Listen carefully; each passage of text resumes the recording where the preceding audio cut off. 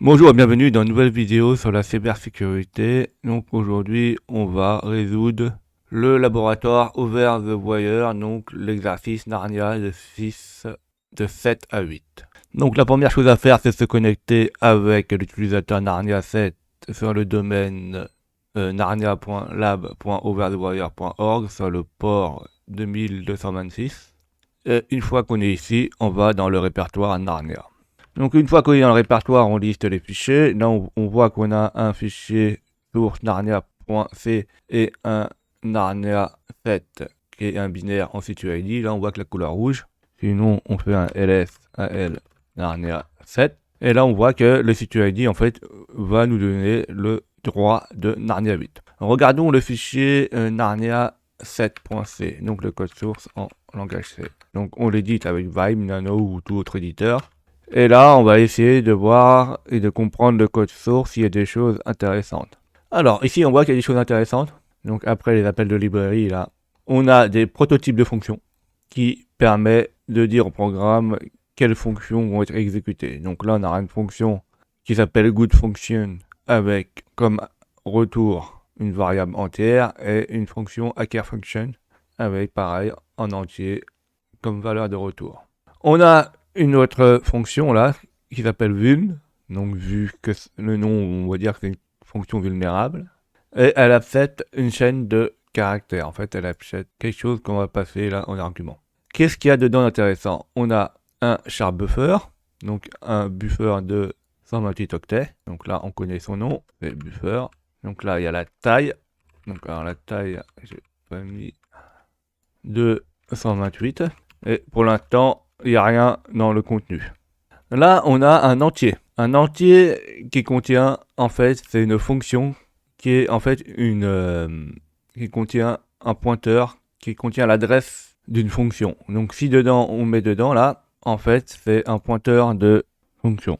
On a quasiment la même chose qu'on avait dans l'exercice précédent dans Narnia 6.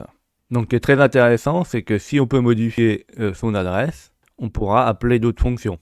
Et en plus, elle est pas nommée. Donc, en fait, là, vu que c'est une adresse, on pourra faire pointer une autre fonction à partir de celle-ci. On a un même set buffer. Donc là, en fait, il va mettre que des zéros dans le buffer. Donc là, on va se retrouver avec 128 zéros. Donc là, on a un contenu, on a 128 zéros. Ça va nous afficher l'adresse de goodFunction et ça nous afficher l'adresse de hackerFunction qui est très importante. Donc là, on peut mettre goodFunction et on pourra avoir son adresse.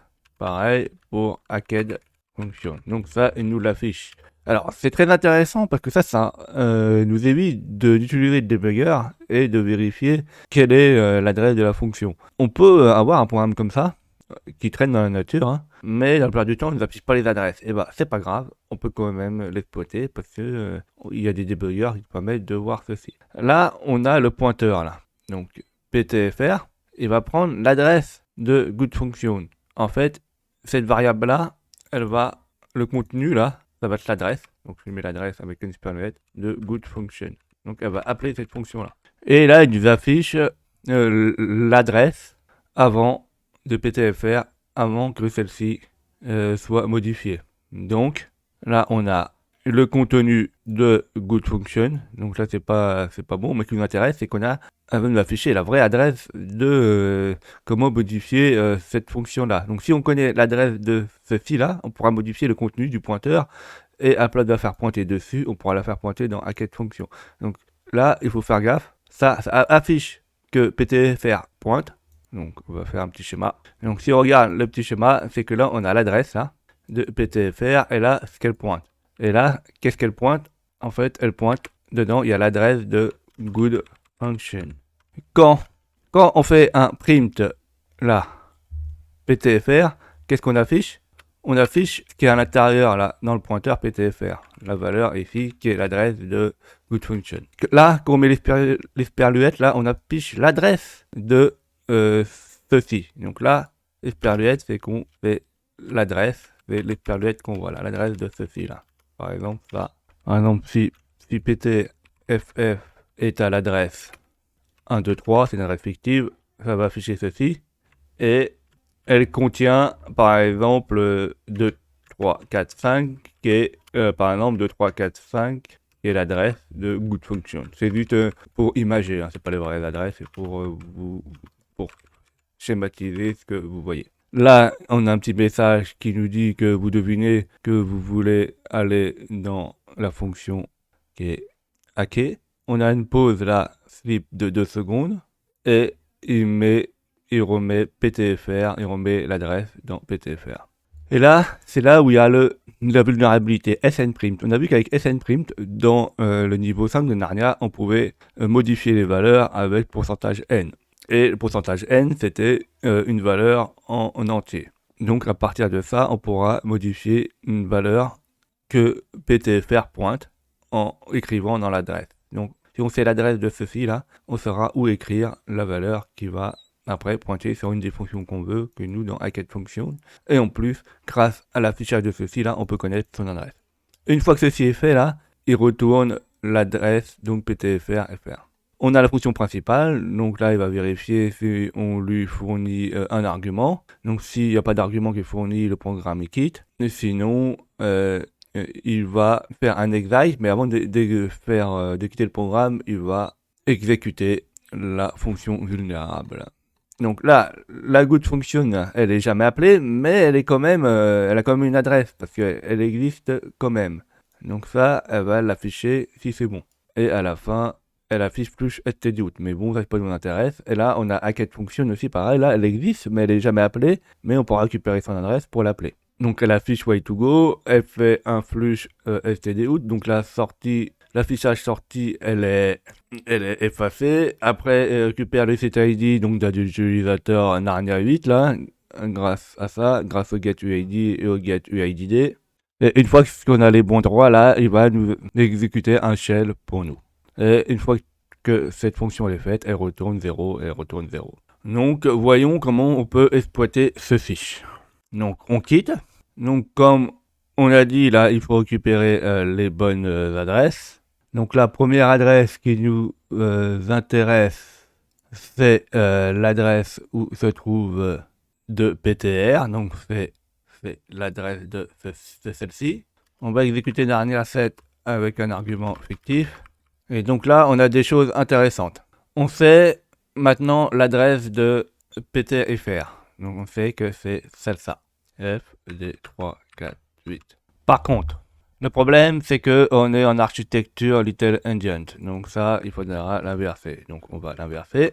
Donc on va mettre A8, D3 et FF. Alors faites attention, ces genres d'adresses. Moi, je l'ai fait en vidéo, c'est pour mon cas. Vous, les adresses, elles peuvent être décalées, elles peuvent être pas tout à fait les mêmes. Donc il faudra refaire toutes les manipulations pour que ça fonctionne.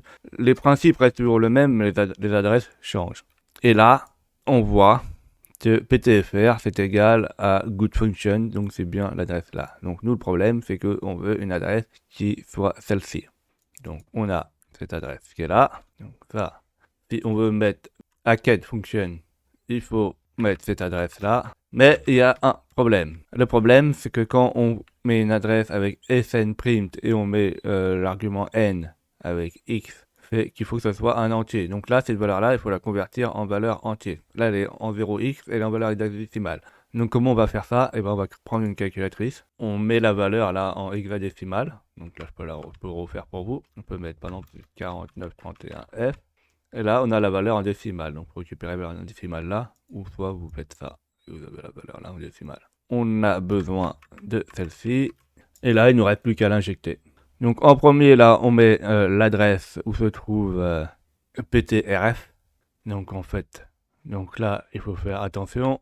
Donc là, il faut bien que ce soit FF, D3, A8. Voilà, nous j'avais notre valeur avant, donc ça peut changer. Et pareil, là, il faut mettre la bonne valeur qu'on a calculée. Donc 1, 3, 45, 17, 53, 5. Donc cette valeur-là, elle risque pas de changer, la valeur de la fonction. Bon, quoique, par contre, l'autre adresse, elle peut avoir un décalage. Une fois que ceci est fait, normalement, avec X qui veut dire pourcentage X là, comme ça, ça veut dire que je le mets en décimale et je le mets en N, ça veut dire que là, je vais l'écrire, cette valeur-là, qui va être retransformée en hexadécimale. Donc, en fait, c'est l'adresse de la fonction va être écrite dans l'adresse qui est ici, donc cette adresse-là, qui en fait est PTFR. Donc il va écrire dans le pointeur qui pointe vers la fonction qu'on lui a dit dans quelle fonction pour l'exécuter. Il faut le voir comme ça. C'est rien de méchant, mais c'est un peu compliqué à comprendre. On valide, on attend le timer à 2 secondes, et là, ça ne fonctionne pas. Alors, pourquoi là, ça ne fonctionne pas? Eh ben, c'est parce qu'en fait, comme on a écrit une adresse de telle longueur, avec ça, dans la pile, eh ben, ça décalé. Donc, si ça décalé, eh ben, faut pas vous inquiéter. Non, si ça a été recalé à l'adresse qu'elle a, eh ben, il faut juste la remodifier. Donc, nous, on va la remodifier. Donc là, on met 98, et D3, ça n'a pas été modifié, et normalement, si vous faites la même chose chez vous et que la valeur est un peu différente, vous refaites ça et normalement ça devrait refonctionner. On refait, on attend 2 secondes. Et là, on voit qu'on a corrigé le décalage vu de la longueur qu'on lui a mis dedans. Donc là, il y a way to go. On voit qu'on a le dollar qui nous indique qu'on a un terminal. Donc on fait UMI. Là, on voit qu'on est sur Narnia 8. Et si on fait un ID aussi, on voit que par exemple, là, on a le UID, c'est égal à Narnia 8. Et là, on peut voir le mot de passe dans ETC. Donc on a le droit de lire ce fichier-là. Narnia passe. Narnia et Narnia 8. Et là, on pourra se connecter à la prochaine section. Alors là, on a vu encore que c'était super dangereux de utiliser snprintf quand ça n'a pas été bien sanitarisé.